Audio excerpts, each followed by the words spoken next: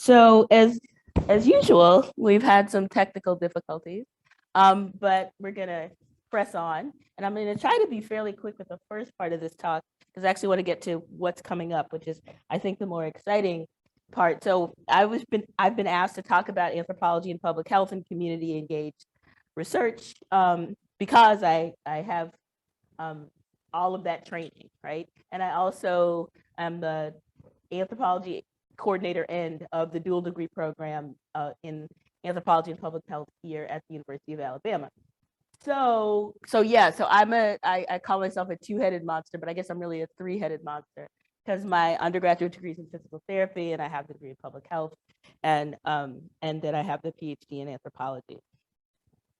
Hang on. And so the body is really the consistent theme in my work. People have heard me say this before. And so my teaching and my scholarship is biocultural, right? This is what our program is, biocultural medical anthropology. And the reason that I'm here is because the University of Alabama does what I do. So anthropologically speaking, I sort of look at the body as the site of the intersection of materiality and construction. So you can't effectively promote health, physical activity, particularly in my case, without understanding body culture and the meanings of physical prowess.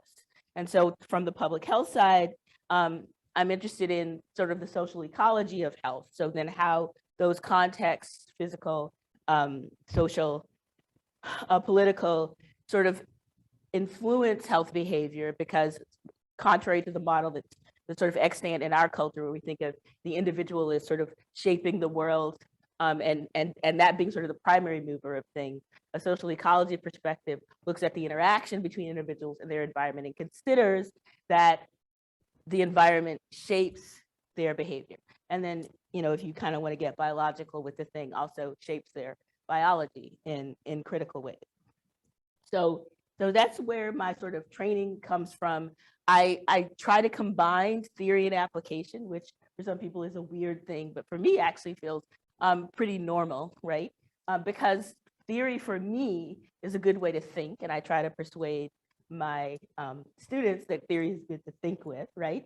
And the theories and the ideas that are generated by biocultural perspectives, I find to be particularly useful, not only in terms of that understanding of the human experience that is part of the anthropological enterprise, but how those answers that we're able to find in our endeavors kind of could inform responses to issues of health in communities. So and then, wait, sorry, I got two things going here. This is going to take a minute. So my research agenda kind of reflects that complexity, that kind of batting back and forth, and that and that sort of interesting mix, or at least I think of it as an interesting mix. So I'm interested in physicality and identity. I'm interested in intersectionality, how the various aspects of our identities sort of interact to inform our lived experiences. I'm interested in physical activity and well-being and health inequities. And it's my interest in health inequities that kind of brings me before you today. So, and then in terms of like things I've actually done or am doing, I'm interested in this idea of history as a social determinant of health here in the South, where we're steeped in our history. I think this is a particularly compelling idea, although I haven't pushed that idea forward since I've been here, because I've been doing other things. I'm launching a project soon on menstrual hygiene management and provision of period products, and also sort of what other needs menstruating people might have around period management. We had a really interesting discussion in my health inequities class on Wednesday about that. Student-led, so it wasn't me, but it was a great discussion. I have an interest in positive youth development, and all these things go together, right?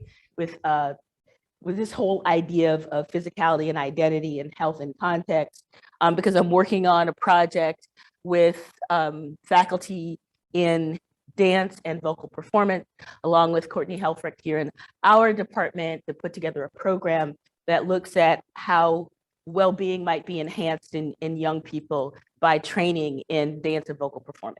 So we've done that once through CARI, and we're trying to get funding through the Spencer Foundation for Education to do it again as a summer program And then my most recent work during the pandemic was looking at the community's role in an equitable COVID-19 vaccination. And out of that work has become sort of the last thing I'll discuss, which is creating of a viable and sustainable community health infrastructure, which we concluded as part of our work with Communivax is what is needed, particularly here in Alabama, to ensure the public's health going forward. So I mix up my degrees fiercely in my work, but I'm happy to sort of pull the strands apart if you have questions about that. So this is our report, which I'll give you the website, the web link for in a little bit, but we made it a kind of aspirational title, from equitable crisis response to healthy populace, because Communivax is a coalition of public health and anthropology professionals and community health workers around the United States who are interested in how the COVID-19 vaccination might be distributed equitably, because we know that there are disparities in contracting COVID-19, in sort of exposure, in in severe illness, hospitalization, and death, primarily in the sort of the usual suspect categories, and primarily race and ethnicity, and then also class. And so we were invited to be part of this coalition, and because they were interested, particularly in rural areas as well as urban areas, because sometimes public health sort of skews urban, they wanted Alabama to be a part of it, and I was lucky enough to be the PI on that project. Sorry. And then here's our team, right? There were 8 of us who worked together on this it was fast. It was like 9 months, and we were just like puffing the whole time to try to get this done. And I'll tell you what that get this done means in just a second. But so here's where we were in the United States. Here's us in Alabama, San Diego, Idaho. I can't remember the name of the city. We had 2 sites in Maryland, and then one in sort of West Virginia. No, not West Virginia, Delaware, whatever that is up there. Anyway, so that was us, and we worked on equitable COVID-19 vaccine distribution in those areas over from November of 2020 is when our official start was, and then we closed it out with an extension in December of last year, but we were supposed to be done by October. So the idea was to get a sense of what was going on the ground, what was working well, what wasn't working well, and come up with a set of recommendations, not only regarding equitable vaccine distribution, but how community involvement in vaccine distribution might be strengthened, and community involvement in public health initiatives, health promotion initiatives might also be strengthened. So what I just said, to support the rollout and to enhance the role of communities in health promotion efforts and health service delivery efforts involving them. So the way we did this is that we actually sort of focused on 6 counties in the West Central District of Alabama, and it was primarily for convenience, to be completely honest. Because we were in the pandemic, we were on lockdown, and we were thinking about, it's like, well, if we get out, we're not going to, staying out overnight and things like that, we're just like not a consideration. So it's like, we've got Black Belt counties surrounding us, non-Black Belt counties surrounding us. So we picked 3 Black Belt counties and 3 non-Black Belt counties. And we did a number of things. So people can sort of associate public health efforts with surveys, right? And surveys tell you a lot, or they can tell you a lot, right? But we wanted to know more about the situation on the ground, sort of the lived experience of COVID-19. We wanted pandemic stories and context, and so we chose our methods accordingly, and you see them here. So we did 2 environmental scans where we looked at publicly available data about resources that might be relevant to health communication or vaccine distribution. And then we also did data collection with 3 groups of people: community leaders, essential workers, and county residents. We wanted to do focus groups with providers, and we didn't get that done. We got community leaders, and then we got a subgroup of residents. But we also did a little bit of social mapping where we had people map the healthcare resource locations in their communities, and then also the diary studies where they actually documented where they saw information about COVID-19, whether or not they found it credible, what the source was, things like that. So again, just what's the process of living through this pandemic and sort of processing these messages about what it is that you should be doing and why that's important. And so what we found, because we did these sort of, not traditional public health approaches, not that public health people don't do interviews and things like that, but because we took an ethnographic approach to this, we saw some things that were really interesting, and because of sort of our design choice. So there were some interesting differences between African-American majority counties and African-American minority counties, or Black Belt counties and non-Black Belt counties. There were some similarities and there were some interesting differences. The similarities that were interesting is that even though vaccination rates generally in Alabama were low, the vaccination rates in African American communities were generally higher than those in the white community, right? But the difference had to do with the population proportion. So with African Americans in majority white communities, their vaccination rates tended to be above their proportional representation in the population. With the Black Belt counties, the vaccination rates tended to be higher than whites, yes, but below their population proportion, right? And so it was just an interesting dynamic that we didn't get to explore as much as we wanted, but sort of thinking about what might cause that to be the case. So generally speaking, the rates for African Americans are higher, but in majority African American counties, you see the vaccination rates are still sort of underrepresented for their representation in the population. And we can talk about that some more at the end if you want. But this is the table from hell, with all the numbers that are too small, but basically shows you just what I described, right?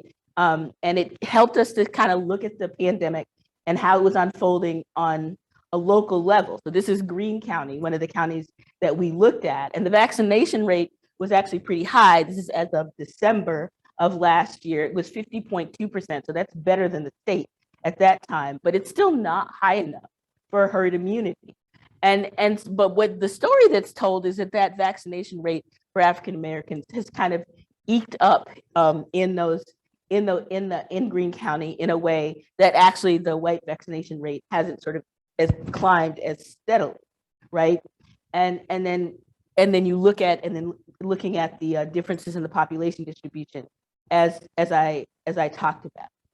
But it also led us to this question of what other demographic characteristics can help capture the vaccination rates in these counties, right? Because this information is from the dashboard that the Alabama Department of Public Health had posted, and as far as I know, still does have posted. I haven't looked at it in a couple of weeks, about the vaccination rates. But it was limited information, right?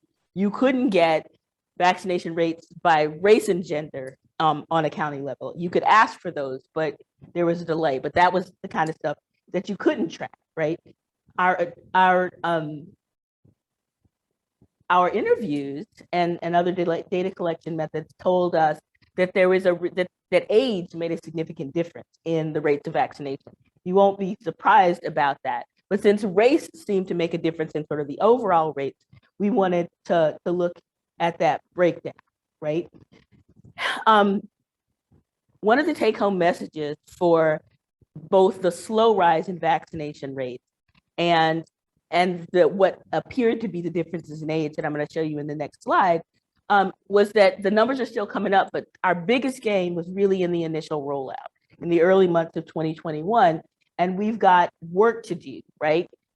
We have to figure out what questions and messages and access measures will boost the numbers of the counties like Greene County into the community immunity range, right?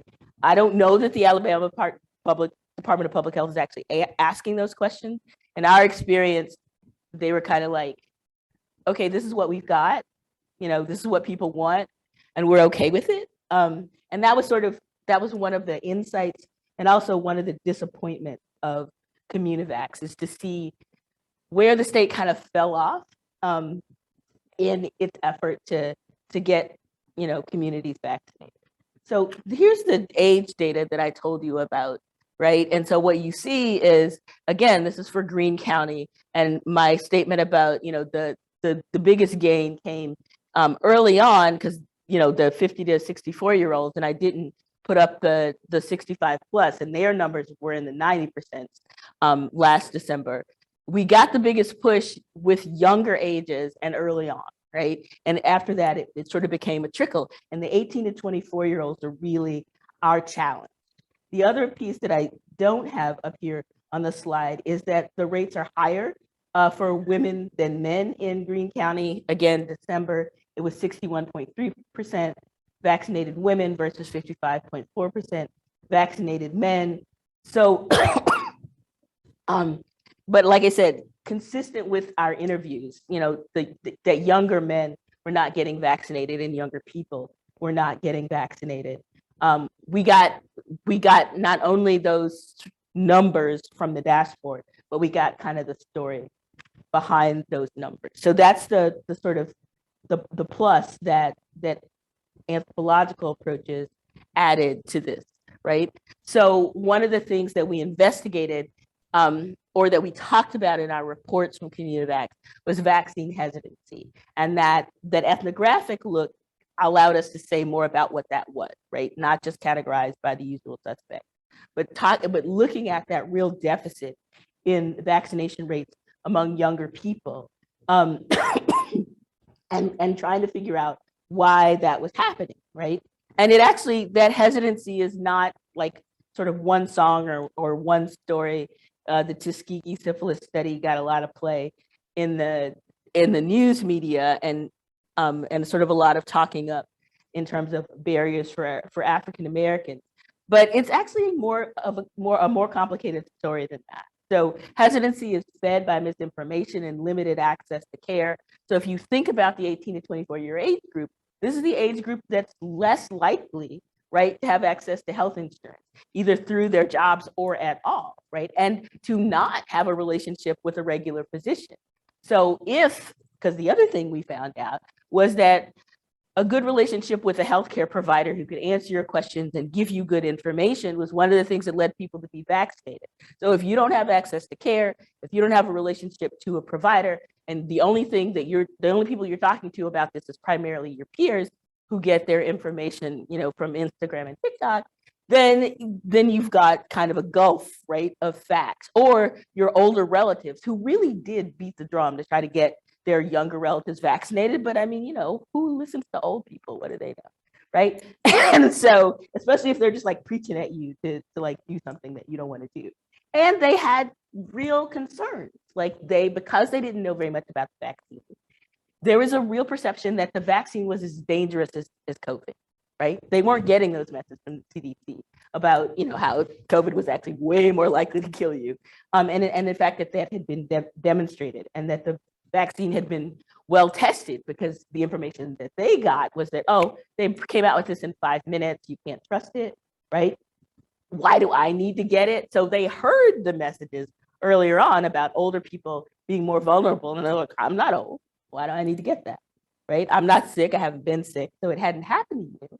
Then it's hard to, and it hadn't happened to somebody that you love that got very sick, then you might be less inclined to take it, right? And then there were all these rumors that they'd heard about, the vaccination and what happens to people who get vaccinated. So here's one young man, a 19-year-old, who talked about, he heard about people who took the vaccine, and afterwards they still got sick, right? So again, that information, that the purpose of vaccination is not to keep everybody from being sick, but to keep people from becoming seriously ill and dying. That information was not out there. And so it affected how people responded. So the second thing, and I'm trying to push on a little bit here because I'm being long-winded, The second thing, and actually the most significant finding in terms of what we're doing going forward, is that we repeatedly heard stories about a mismatch between the situation on the ground and the official efforts by the health department and providers to get people vaccinated, right? So when the vaccine first rolled out, it was like everything was on the internet. So they relied on the internet for information, and the vaccine clinics were set up in communities that already had a health department or providers. On one hand, this makes sense. You want to go with your existing infrastructure. On the other hand, if you know anything about the Black Belt, you know that broadband access is a joke. And so reliable broadband access is hard. People are poor.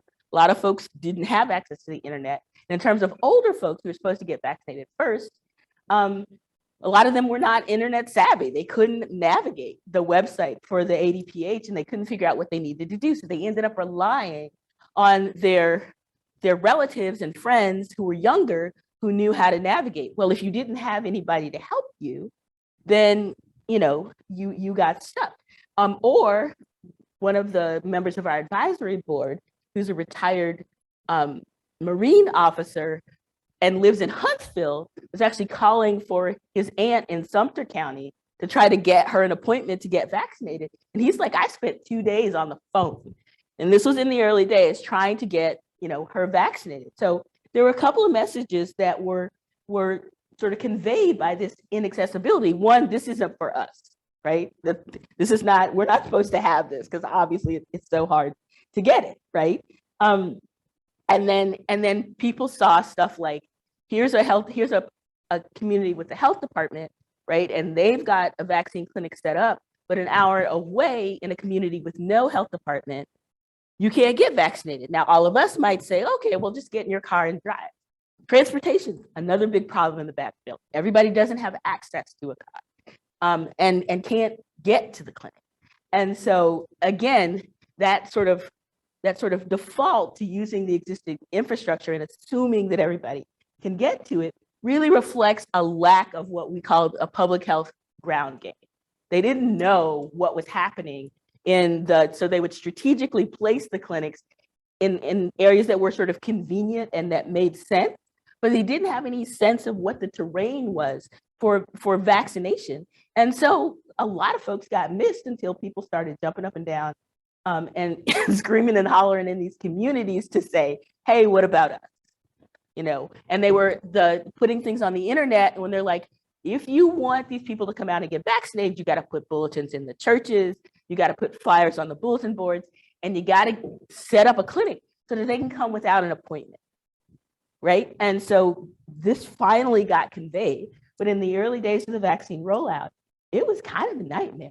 So that ground game, that public health ground game, that lack of knowledge of what's going on in the communities, what people need, what they're likely to respond to, how their efforts were working, it was one of the things that stuck out hugely in our findings. And so here's another community.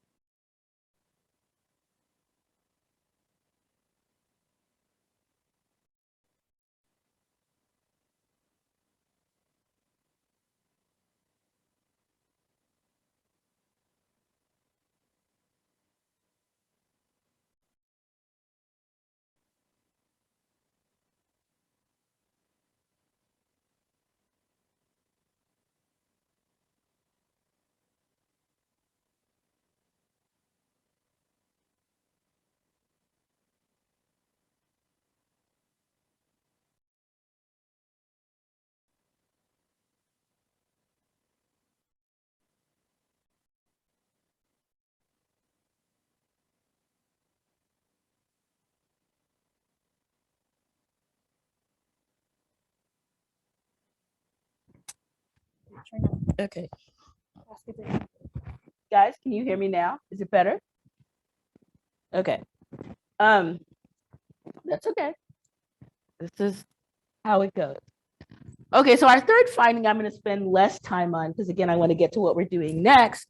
But this is actually one of the most critical findings, which is that we talk about long COVID, right? We talk about those people who feel the effects of COVID-19 long after they've sort of passed the acute illness stage and what that's like for them in their lives.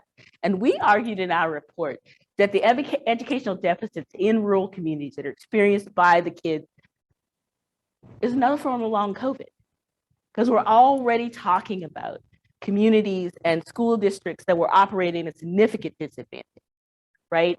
And for online learning for some of these kids was they got emailed a worksheet and then they got to email it back, right? Or they had to sit in front of their computer all day with no supervision and maybe not even being able to get the teacher's attention, right? These are young kids. And then if there were problems with content, because there were grandparents who kind of set in on their grandchildren's lessons, and it's like, actually, and the one woman was talking about her granddaughter said, "Grandma, I think that answer is wrong," but she couldn't get sort of the teacher's attention, and there were all of these kinds of quality issues. And then there's the whole, sit in the McDonald's parking lot to get, to get the internet connection, or or there's a bus that you have to go to, and you get on the bus, and the bus has, a router, and then you have to do your work on the bus. And so, and again, we're talking about school districts that are already struggling. So this is a huge problem that, to my knowledge, the state of Alabama has yet to acknowledge, let alone try to address. So we got issues, right? And this is just a quote about the online education challenges. A woman who interviewed with us was telling us about this little boy who, at near the time when they were going back to school, he's like, "I'm ready to go because I don't do my work good on the computer." So this is a little kid who's aware of the deficits that he's experienced in the wake of this pandemic. And the question is, how are these issues being addressed? Are they being addressed? When will they be addressed? Right? So we had some recommendations, and again, I'm going to kind of flip through these really quick to stay on the second one more, right? But it's the idea of, how is it that we continue to manage this crisis, because it ain't over yet, no matter what we think. And then how do we build towards a healthier future? So you can look at particularly the education piece and the infrastructure pieces as, deficits, like, oh my God, here we go again. Or you can look at these as opportunities for us to move forward in a more positive way. All right, so dialogue and access, and I'm not going to, again, spend a whole lot of time on this, but it's this idea that you have to keep talking to people about vaccination, right? We are at the resistance point, right? The vaccination rates are trickling up; they're not leaping up, and so, but in order to get to community immunity, we have to keep the conversation going, and we have to keep access to vaccination going. And to the best of my knowledge, that's actually not happening right now on a consistent basis. In fact, we're sort of moving into having people to pay for PCR tests if they get them at all, and then the availability of the rapid test is also has also been problematic, right? But unvaccinated people are fertile soil for the development of variants. This is work that needs to be done.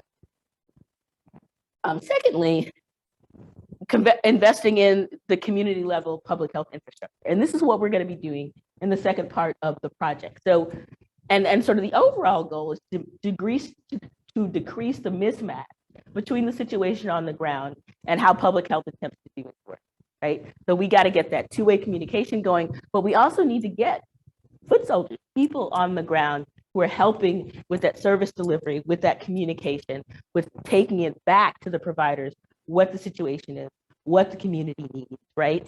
And building those relationships between those locally knowledgeable and trusted people and the public health and healthcare delivery services. And again, there's more details here, but I'm not gonna.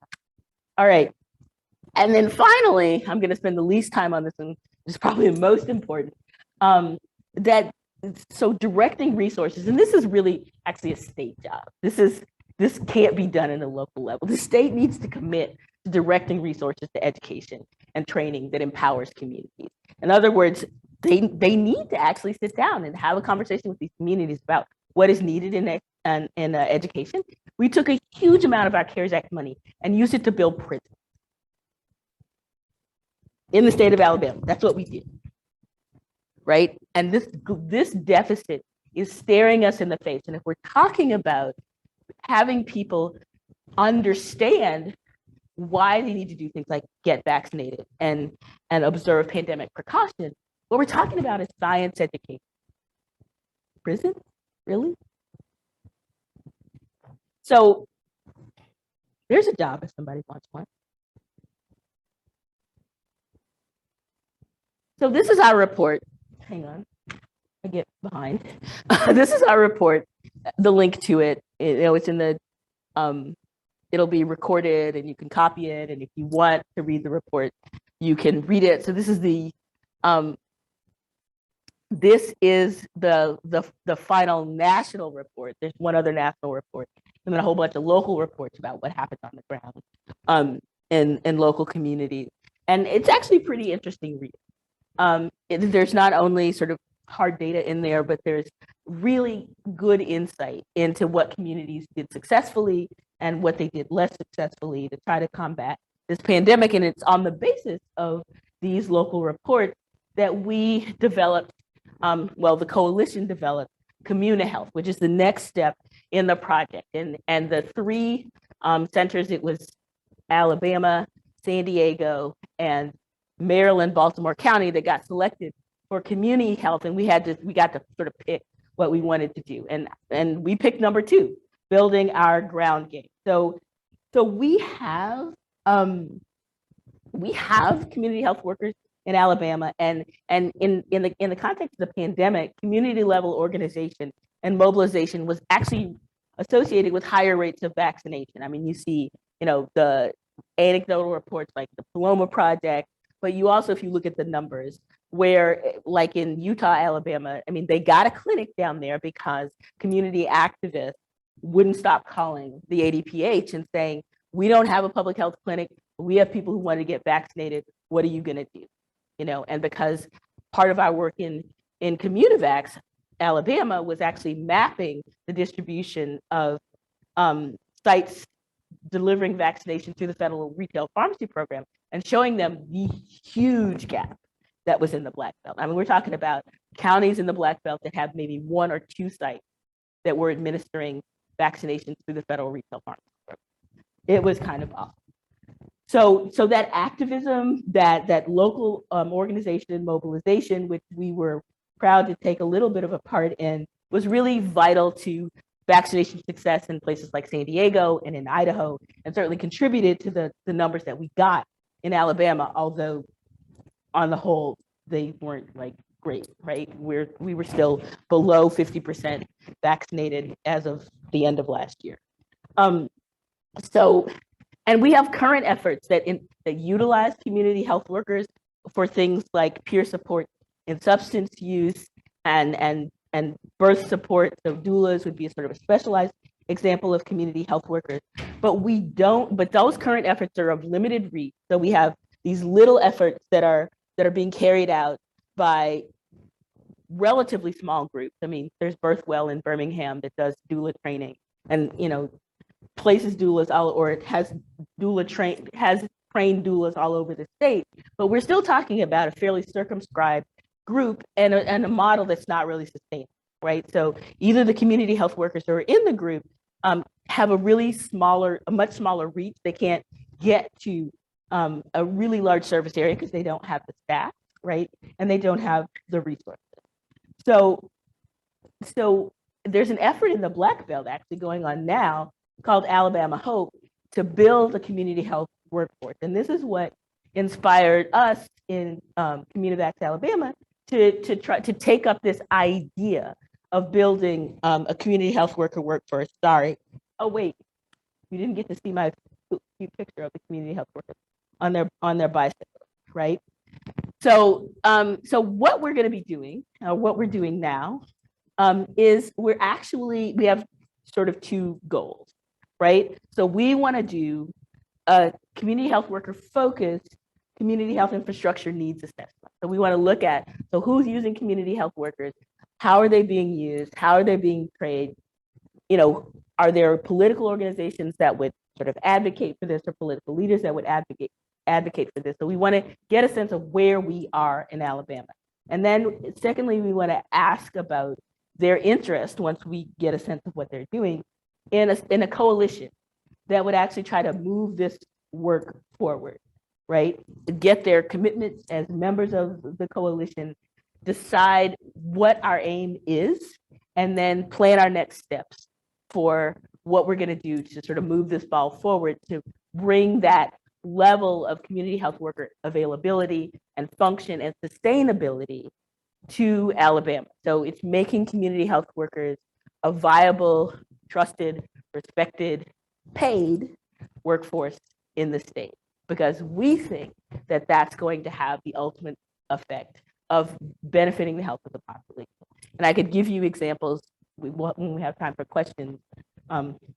We can talk about some examples because we started to do our interviews to kind of move the assessment forward. So here are the stakeholders that we've identified, just to give you a sense of where we are with the project now. So if you look, well, the picture is kind of in the way, but this is a sort of a multi-sectoral project. So we're using, so all of these groups of stakeholders are part of the people that we want to talk to. Because again, if we're going to get this to a level of this being a recognized, valued, and sustainable group of people who work towards the better health of communities in the state, then we're going to have to involve government entities and civic and political leadership, as well as researchers and research institutions and community-based organizations and faith-based organizations, right? So we have to bring this coalition together. And this is kind of like the sort of public health 101. And so here's the anthropology after that. And they blend, right?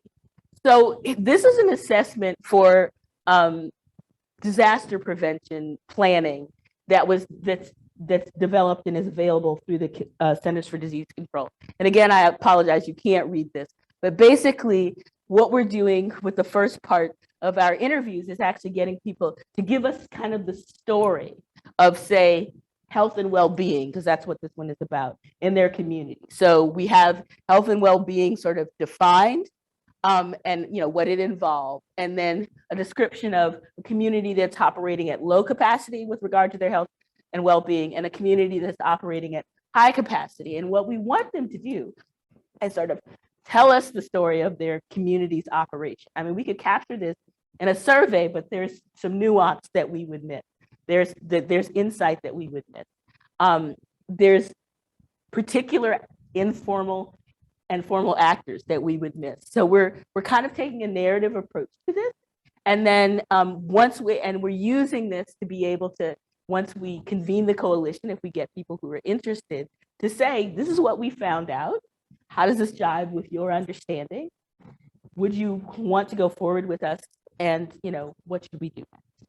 So the anthropology and public health, for if it hasn't been clear to you, it's that marriage of that deep knowledge of content that is really sort of vital to the work of anthropology. And also anthropology's sort of deep interest in sort of looking at the big picture as well as the little picture, looking at similarity and difference with public health sort of more structured approach to problem assessment and problem solving. And so if we get that mix of the structure and the context, the sort of detail of the context, we think at least that we'll have a better shot at doing what both disciplines would want to do, which is improve the life choices and life chances for folks, particularly in rural Alabama. All right, questions?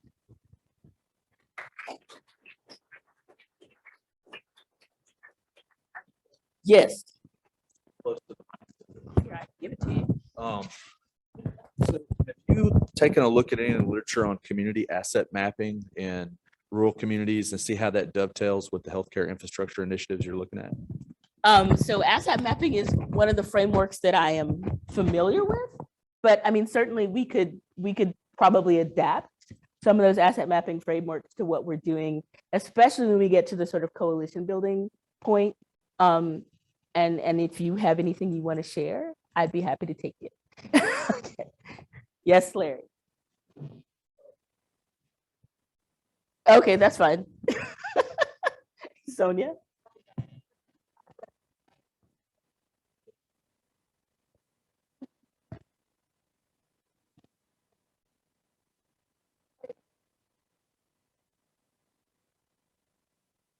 It's okay.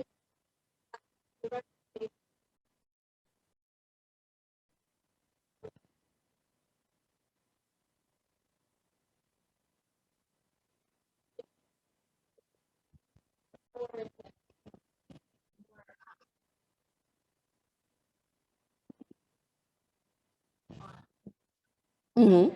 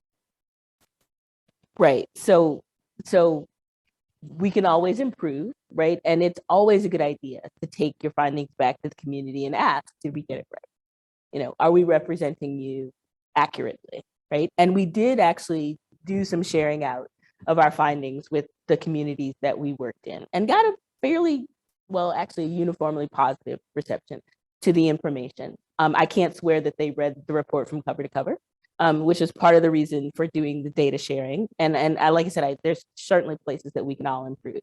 But part of the reason that we did the ethnographic approach to community backs is because we wanted the voices of the folks in the communities that we worked with to be part of the report. And if you go into the report and read it, you will see that those voices are very prominent and that those narratives are very prominent. And then, and I can only speak for myself. Kathy's here, so she might have some things to add as well. But we also were all given a chance in the coalition to read the reports, the national reports before they came out and comment on them. And I have to say, personally, I made it a mission to try to rewrite that language of vulnerability in a way that at least I felt was more accurate, right? Because one of the big things was, when they keep getting sort of hitting on Tuskegee, the subtext of that is, Black folks don't get health promotion or they don't get access to health promotion because they can't get over the past, right? And I ended up sort of saying this in a meeting, and I said that is wrong, right? That the reason that people hang on to Tuskegee is that it is a documented representation of the experiences that people of color have in the healthcare delivery system every day. It is an undeniable and documented example. That's why Tuskegee is important. It's not important because Black people can't get over it. And so that was a little moment of silence, but they listened, right? And we crafted language, and even with the final report, I was like, we have to make sure that we're not reinforcing these sort of false narratives. And our colleagues who were working primarily with Latinx communities, at the end of the reporting, they were still asking, like, do we have a Spanish language version? Right. And you're like, okay, so wow. Wow. So we worked with this community, we got their input, we shared their stories, but they can't read it. How does that work?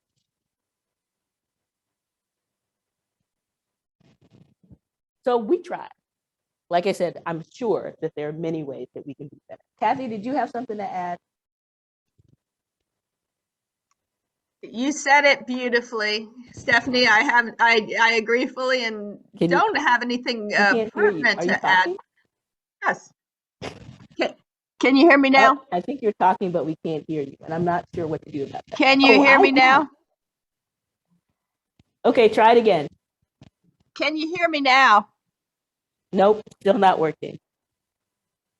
I'll put it in the chat. If you could type a pithy message into the chat, that would work. Okay. So, other questions? Yes, Alex.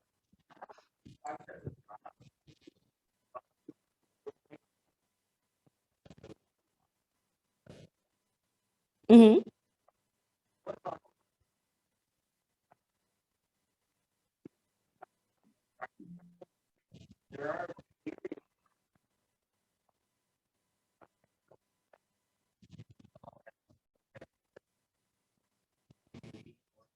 Mm-hmm.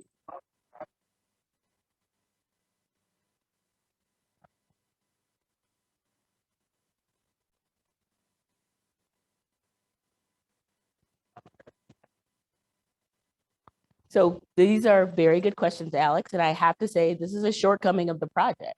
Because at the beginning, I pushed for us to include Latinx communities in Alabama because they're significant in number. I talked to Mike about reaching out to the Native community because at the beginning, they weren't even included on the dashboard. So there was no category, there was no recognition of Indigenous people as a particular group, and their numbers for COVID-19 infection were not even being tracked. They just didn't exist, right? And so unfortunately, the same thing goes with the Ethiopian community. They weren't part of our outreach. So it's a significant and troubling limitation of the work that we did. I don't know how else to talk about it. Yes.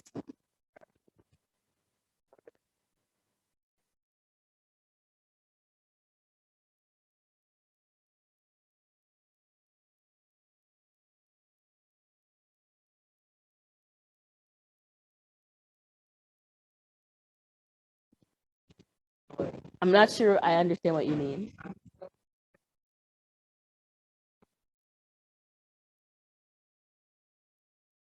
It's fine.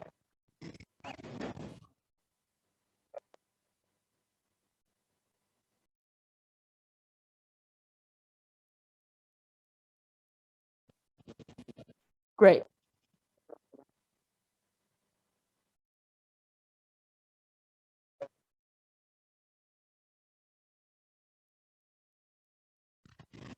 So no, we don't have any information on that from our data in terms of long COVID. So I can't comment on that at all. I'm sorry.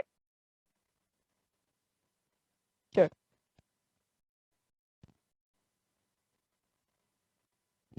I'm looking and I don't see anybody who has questions.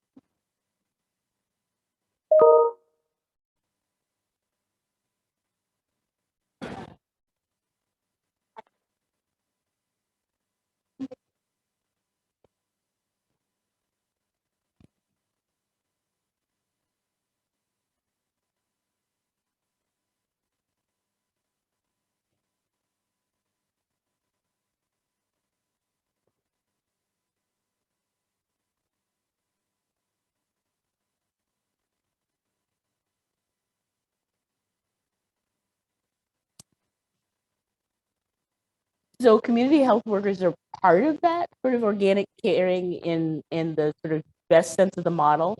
They are people from the local community who take an interest in serving the health of the community. And they do that in a variety of ways. Like sometimes I said to someone, my grandmother was an informal community health worker because she was our babysitter when we were little. And every now and then she would like pack us up in the car and she would just go on rounds sort of visiting people who were sick and shut in. She would, give them information about the community, exchange gossip. She might bring them something from her garden, but she was a community health worker. So yes, they're in the best sense of the tradition, and in the sense of the tradition that really works, they are people of the community who take on that role. And frequently the people who are recruited as community health workers in public health projects are folks who already have that function in the community anyway. Because one thing is that they know everybody, right? And they know, they know who to talk to. They know if there's information you need to get out. They know, the channels to get that. And then one second, I just want to also address Alex's very good point a little bit further. So in community health, we are not limiting ourselves racially or ethnically. So part of that sort of stakeholder outreach is saying, do you know of other people, other organizations that are doing this work? And we're not being sort of racially exclusive in that way. So I am very happy to report that. And, maybe there'll be more to say later. Okay. Unfortunately, I have a meeting 5 minutes ago, so I'm going to need to go. But thank you very much.